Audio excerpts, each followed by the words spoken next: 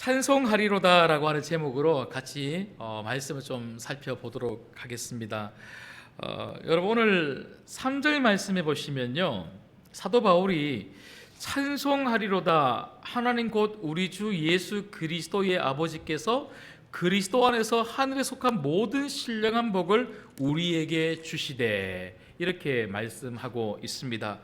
여러분, 찬송은 오늘 우리 권사님들이 귀한 찬송으로 하나님께 영광을 올려드렸는데요, 우리 권사님들만 찬송을 할 것이 아니라 우리 모두가 찬송해야 될 줄 믿습니다. 사실은 하나님이 우리를 구원해 주신 이유, 하나님의 아들, 딸, 자녀로 삼아주신 그 이유가 하나님을 찬송하라고 불러주셨다. 그 내용이 바로 오늘 저희가 읽었던 에베소서 1장 1절부터 6절까지의 말씀입니다. 오늘 사도 바울이 왜 이렇게 우리가 하나님을 찬송해야 되는가, 그 이유에 대해서 3절 말씀해 보니까요, 다시 제가 한번 읽어드리겠습니다. 찬송하리로다 하나님 곧 우리 주 예수 그리스도의 아버지께서 그리스도 안에서 하늘에 속한 모든 신령한 복을 우리에게 주시되. 여러분, 지금 사도 바울은 어디에 갇혀 있습니까? 감옥입니다. 감옥. 여러분 잘 아시는 것처럼 사도 바울이 쓴 편지 중에 옥중서신, 감옥에서 쓴 편지들이 4가지가 있습니다. 뭐가 있죠? 방금 저희가 읽었던 에베소서, 그리고 그 뒤에 나오는 빌립보서, 그 다음에 나오는 골로새서, 그리고 마지막 4번째가 빌레몬서입니다. 빌레몬서. 이 4가지 옥중서신 중에 저희들은 오늘 에베소서를 읽었는데요, 여러분 참 이상하지 않습니까? 감옥 안에 있어요. 감옥 안에. 저희가 오늘 오전에도 사도 바울이 빌립보라고 하는 교회에 편지를 쓸 때에도 감옥 안에 있었어요. 감옥 안에 있는데 어떻게 그렇게 기뻐하라고 빌립보 성도들에게 편지를 쓸 수 있고, 감옥 안에 있는데 어떻게 하나님을 찬송하라고, 이렇게 찬양하라고 편지를 쓸 수가 있었을까요? 3절 말씀해 보니까요, 바울은 그 감옥 안에서 누구를 집중하고 누구를 주목하여 바라봤냐면 바로 하나님이에요. 여러분, 성도는 환경을 바라보면 불평밖에 나오지 않습니다. 사람들은요, 내 주변의 환경이나 나와 함께하는 사람들을 바라보면요, 늘 불평과 원망과 힘든 그런 말들밖에 나오지 않는 거예요. 하지만 그런 불평과 원망이 나올 만한 그런 환경 속에서도, 그런 감옥 속에서도 우리의 시선이 주님을 향하여 있을 수만 있다면 늘 감사와 찬송이 나오게 될 줄 믿습니다. 그래서 믿음은 무슨 문제라고요? 시선의 문제예요. 시선의 문제. 여러분, 오늘 또 우리 권사님들뿐만 아니라 여기 앉아있는 우리 모든 성도님들께서 이 시선, 이 영적인 시선이 우리 하나님에게 고정할 수 있기를, 그래서 여러분 입술에, 그리고 여러분 마음에 삶으로 찬양이 가득하시기를 주님의 이름으로 소망합니다.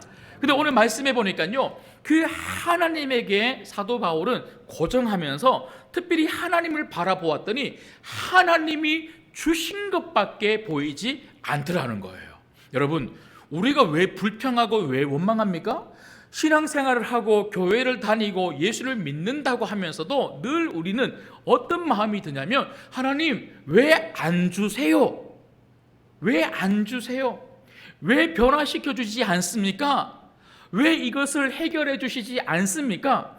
늘 안 되는 것만, 안 주시는 것만 자꾸 찾아서 원망을 하더라는 것이죠. 그런데 믿음은 뭐라고요? 믿음은 하나님을 바라보고 하나님이 주신 것에 집중하는 거예요. 받은 복을 세어보아라. 받은 복을 세어보아라. 여러분, 감사가 나오려면요, 하나님이 안 주신 것을 세어보는 인생이 아니라 하나님이 주신 것을 세어보는 인생이 되어야 한다는 거죠. 그런데 오늘 말씀해 보면요, 하나님이 참 많은 것을 주셨지만 사도 바울은 하나님이 우리에게 신령한 복을 주셨다는 거예요. 신령한 복. 여러분, 하나님이 우리에게 주신 그 신령한 복에 우리의 모든 초점을 둘 수만 있다면, 야, 하나님이 이렇게 좋은 복을 우리에게 주셨구나. 그래서 그 신령한 복에 우리의 초점을 둔다면 어떤 환경에서도 날마다 찬양할 수 있는 찬양 안에는요, 우리의 감사가 포함되는 거예요. 그래서 날마다 하나님께 감사할 수 있는 복된 성도가 될 줄 믿습니다.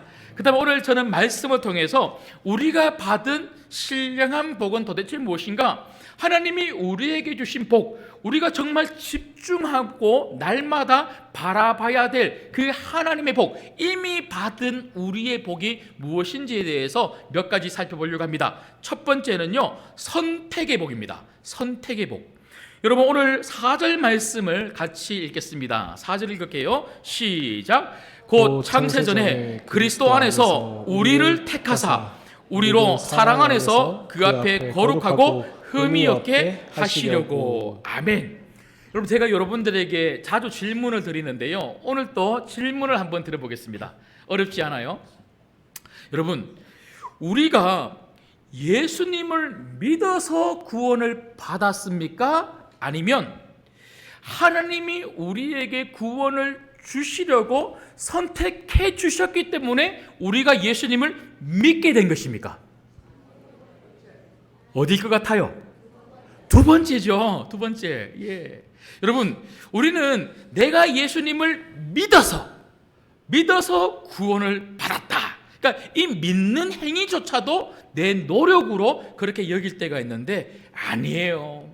내가 예수님을 믿은 것 같고, 내가 우리 신광교회에 찾아온 것 같고, 내가 지금 오늘 또 이 순간에 이 예배를 드리고 있는 것 같고, 내가 열심히 해서 권사님이 되신 것 같지만 아니에요. 하나님이 우리를 예수님 안에서 선택해 주셨기 때문에 우리가 예수님을 믿게 되었고, 예수님을 믿으니까 구원을 받게 되었고, 예수님을 믿고 구원을 받게 되니까 이렇게 예배하는 자가 될 수 있고, 이렇게 신광교회로 우리 하나님이 불러주시니까 우리 신광교회 안에서 날마다 은혜를 누리는 거고, 그리고 신앙생활 열심히 하다 보니 권사님이 되시고 장로님이 되시고 집사님이 되셔서 이렇게 좋은 믿음의 복된 성도들과 함께 신앙생활하고 있는 줄 믿습니다. 우리의 공로는 아무것도 없어요. 하나님이 선택해 주셨다. 이게 바로 축복이에요. 여러분, 하나님이 선택해 주셨다. 이것보다 더 큰 축복이 어디 있어요? 여러분, 우리 주변에 수많은 사람들을 보십시오. 여러분, 그 모든 사람들이 다 예수님을 믿는 것이 아닙니다. 그런데 내가 예수님을 믿을 수 있도록 하나님이 선택해 주셔서 믿음이라는 것이 생긴 거예요. 믿음이라는 것이 생기니까 예수님이 믿어지는 거고, 예수님이 믿어지니까 이 주일에 예배를 오는 거고요. 이 오후 예배 시간에 다들 돌아가시지만 그래도 여기 계셔서 귀한 찬양으로 하나님께 영광 돌리고 있다고 하는 이 사실만으로도 너무나 복되고 복된 일이라는 것이죠. 여러분, 특별히 오늘 말씀해 보면요, 우리의 이 선택은 하나님이 우연히 선택하신 게 아니라는 거예요. 그냥 쭉 보다가 저 사람 내가 한번 선택해 줘야 되겠다, 저 사람은 버려야 되겠다, 이렇게 해서 하나님이 우연히 우리를 선택하신 게 아니고, 오늘 4절 말씀해 보니까요, 언제 우리를 선택하셨다고요? 창세 전에. 여러분, 이 땅이 존재하기도 전에, 내가 태어나기도 전에 하나님은 박성호를 알고 계셨다는 거예요. 와, 이런 감사함이 어디 있어요?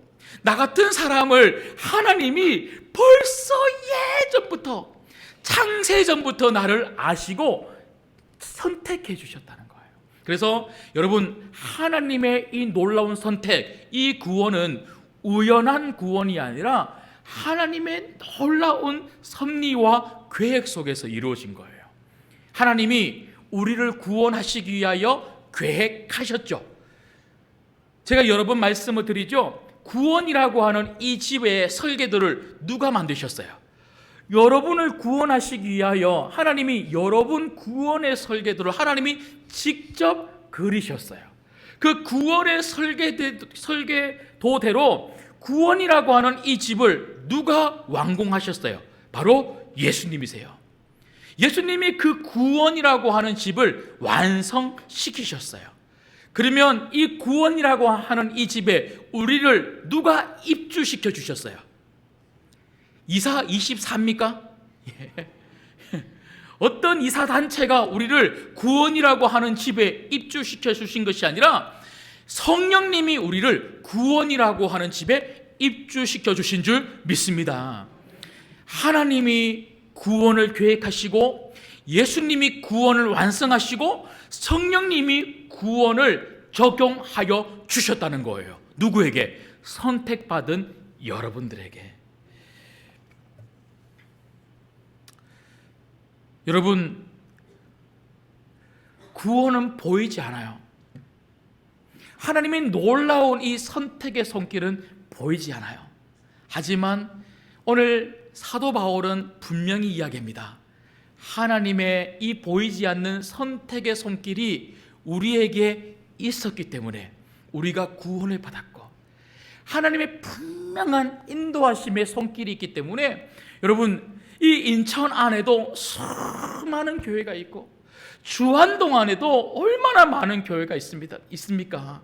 우리 주변에도 얼마나 많은 교회가 있는지 몰라요. 그렇지만 우리 신광교회, 이 신광교회로 하나님이 우리 모두를 인도하여 주신 줄 믿습니다. 그래서 우리는 하나님 선택으로 한 가족을 이루어서 신앙생활하고 있는 거예요.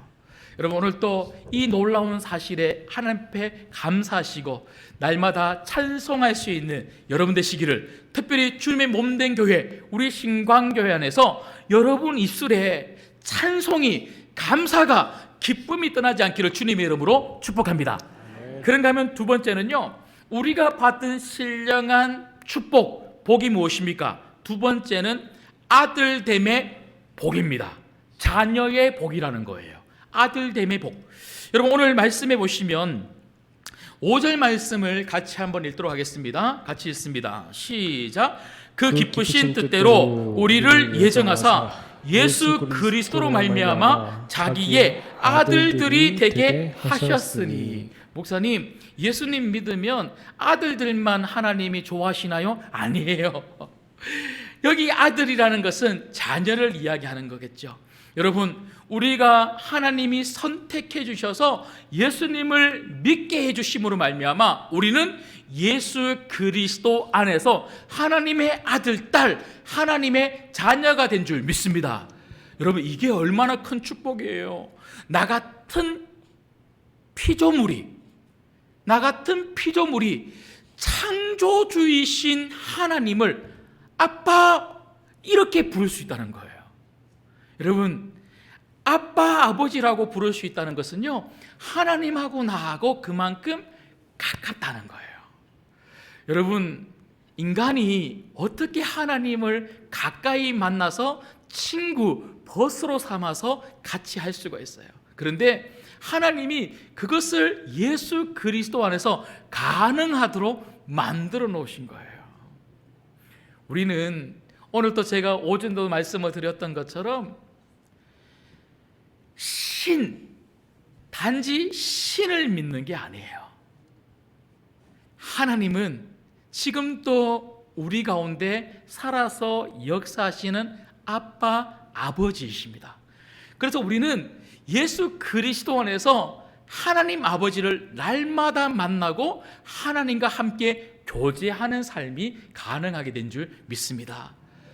우리가 어떻게 기도할 수 있어요? 어떻게 이 자리에서 이렇게 예배할 수 있어요?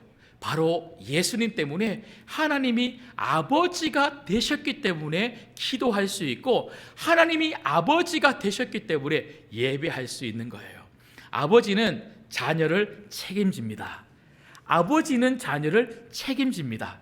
오늘 또 2절 말씀 한번 보십시오. 사도 바울은 이렇게 말씀하고 있죠. 하나님 우리 아버지와 주 예수 그리스도로부터 은혜와 평강이 너희에게 있을지어다. 아멘. 은혜와 평강은 누가 주십니까? 우리 아버지 하나님이 예수님 안에서 우리에게 주시는 거예요. 여러분 삶에 여러 가지 많은 문제와 어려움과 힘듦이 있다고 걱정하지 마십시오. 아버지가 책임지십니다. 여러분 삶에 반드시 은혜를 베풀어 주시고 여러분 삶이 샬롬 평강할 수 있도록 하나님 반드시 여러분의 문제를 해결하여 주실 줄 믿습니다. 그래서 이번 주간뿐만 아니라 내 평생의 삶에 우리 아버지가 나를 책임지신다. 아버지가 은혜를 베풀어 주신다. 우리 아버지가 나에게 평강을 주신다. 그것을 믿고 날마다 누림으로 말미암아 여러분 입에 찬송이 끊이지 않기를 주님의 이름으로 축복합니다. 마지막 세 번째는요, 우리가 받은 신령한 복 무엇입니까? 사명의 복입니다. 사명의 복. 여러분 마지막으로 6절 말씀을 같이 읽겠습니다. 6절 읽겠습니다. 시작. 이는 그가 사랑하시는 자 안에서 우리에게 거저 주시는 바 그의 은혜의 영광을 찬송하게 하려는 것이라. 아멘. 여러분 결국 하나님이 우리를 선택해 주셔서 우리로 예수님을 믿게 하시고 예수님을 믿게 하심으로 말미암아 우리를 하나님의 아들, 딸, 자녀로 삼아주시는 이유가 무엇입니까? 오늘 6절 말씀해 보니까요, 우리에게 사명이 있다는 거예요.